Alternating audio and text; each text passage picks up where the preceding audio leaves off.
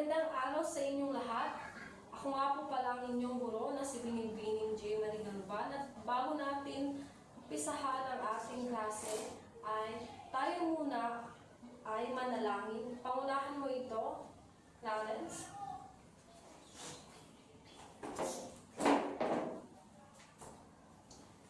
Sa ngalan ng Ama, ng Anak, ng Espiritu Santo. Amen.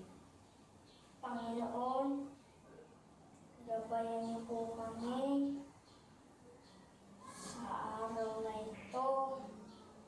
Bigyan niyo po kami ng lakas ng katawan sa pang-araw-araw at handa po ako matuto sa pagtuturo ng aking guro.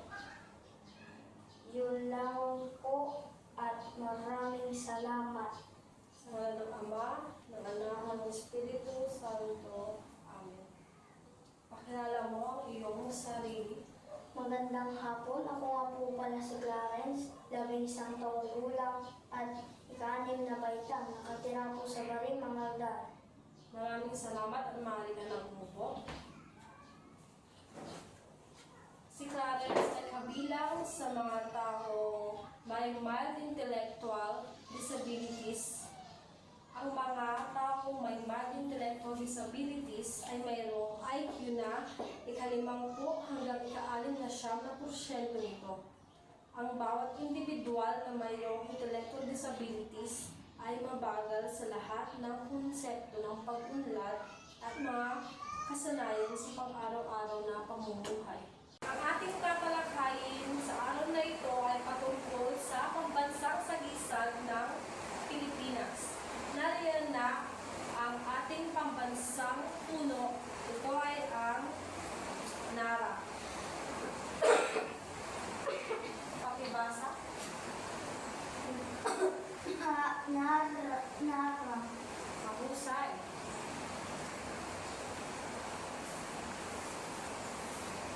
Kalawa, ang ating pambansang prutas, ito ay ang mangga. Pakibasa. Mangga. Mahusay.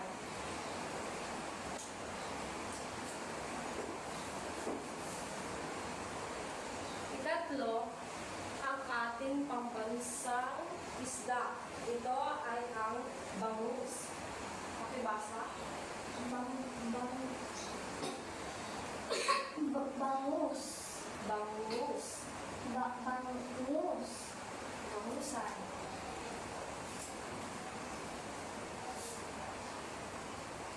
Ikaapat, ang ating pambansang bahay. Ito ang bahay kubo. Pakibasa. Bahay. Kubo. Bahay kubo. Bahay. Kubo. Mahusay.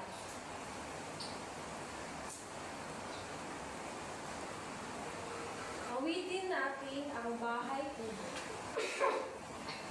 Bahay kubo. Bahay. Kubo. Kahit munti, Kahit munti. ang halaman doon Ang halaman doon ay sari-sari, ay sari-sari. singkamas at talong, Singkamas at talong. sigarilyas at mani,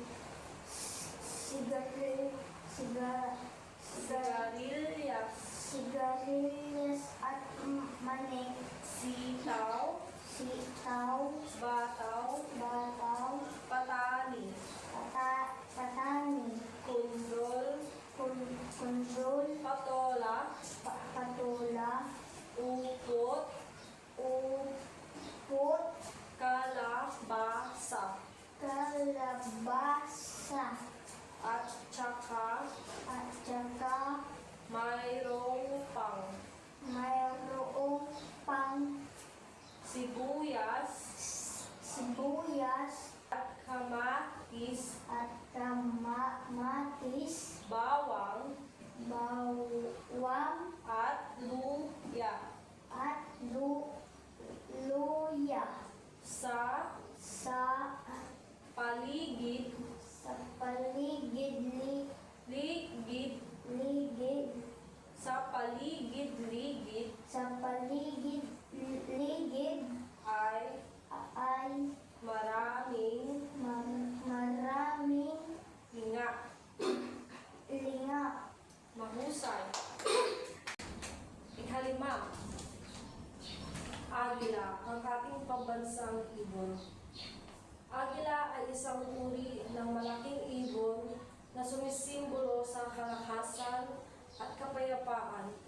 Ito ay kilala din sa tawag na banoy. Pakibasa. Agila. Mahusay.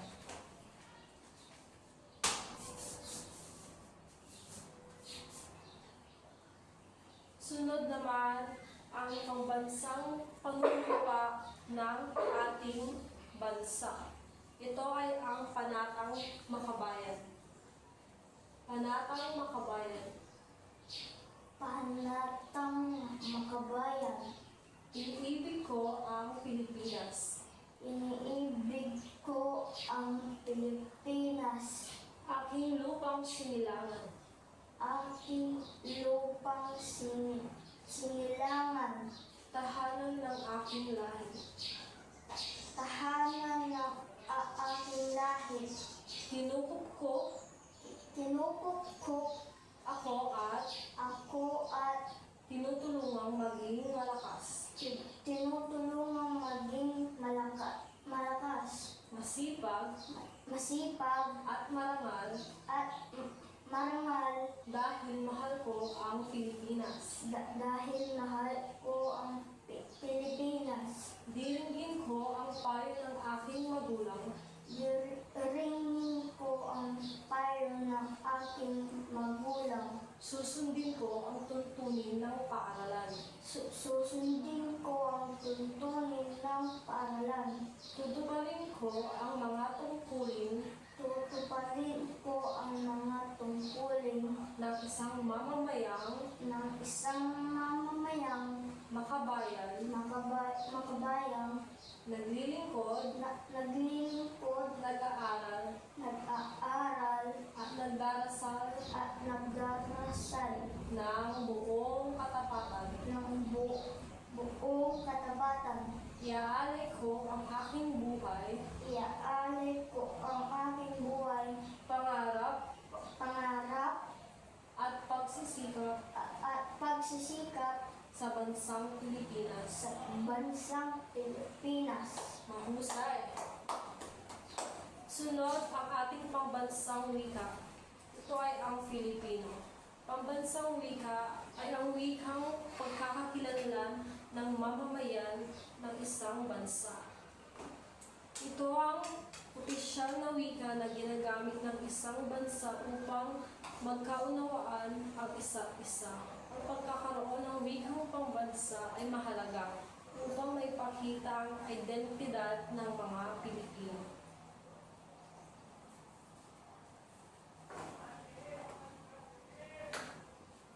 Takdang aralin. Ano ang iyong natutunan sa araw na ito? Magbibigay ako ng 3 minuto upang sagutan mo ito, Clarence. Magsimula na.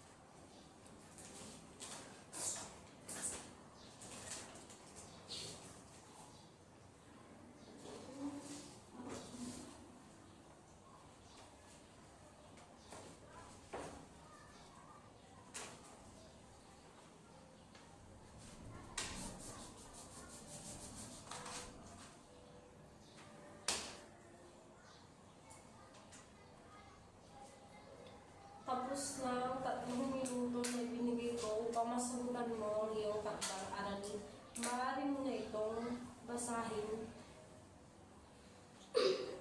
Ang mga natutunan ko sa klase namin ngayon araw ay mahalaga na kilalanin natin ang mga bansang sagisag ng Pilipinas at pahalagaan ito. Huwag makalimot sa sariling wika ang Pilipino. Mahusay. Napakaganda ng iyong sagot na ibinigay ko sa iyong takdang aralin. Ang mga pambansang sagisag ng Pilipinas ay binubuo ng mga sagisag na kumakatawan sa mga tradisyon at ideolohiyang Pilipino at nagpapahiwatig ng mga prinsipyo sa soberanya at pambansang pagkakaisa ng mamamayang Pilipino. Napakahalaga na kilalanin natin ang ating pambansang wika at ang ating pambansang sagisag ng ating bansa. Napakahalaga ng wikang Pilipino dahil dito tayo nagkakaroon ng pakikipaghapwa at pagkakaisa. Ang wika. Ang wika ay napakahalaga sa buhay ng tao.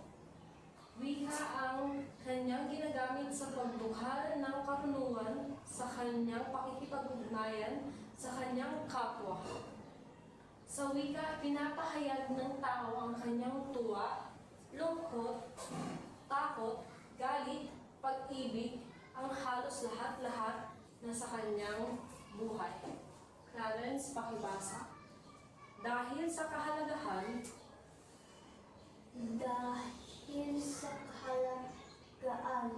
ng wika sa buhay ng tao, ng wika sa buhay buhay ng ng tao, tao, hindi kalabisan hindi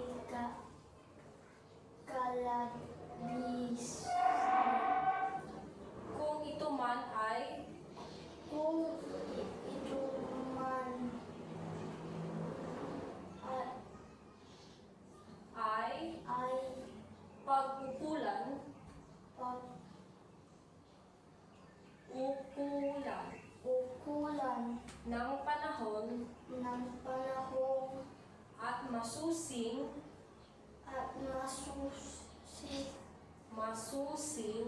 masusing pag-aaral ng mga pag-aaral ng mga taong nagpaka dalubhasa dalubhasa dalubhasa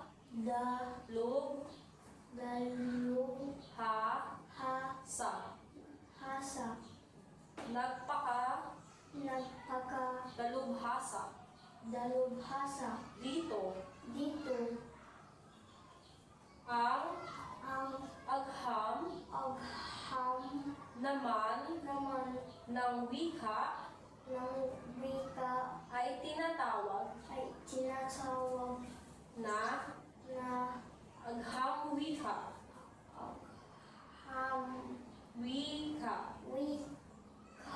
o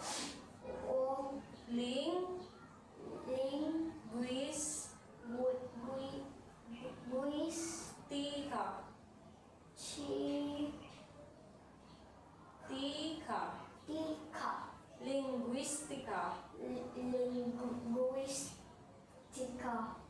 hindi na kailangan matutuhan pa ng isang dalubwika ang wikang kanyang kanyang suri sinusuri at hindi rin hindi rin kailangang kailangang maraming maraming sinasalitang nasalitang na sa li sa litang wika. Ang isang tao upang siya'y matawag na dalubwika.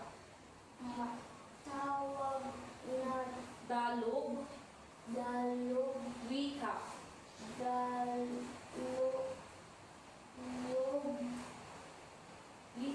Wika.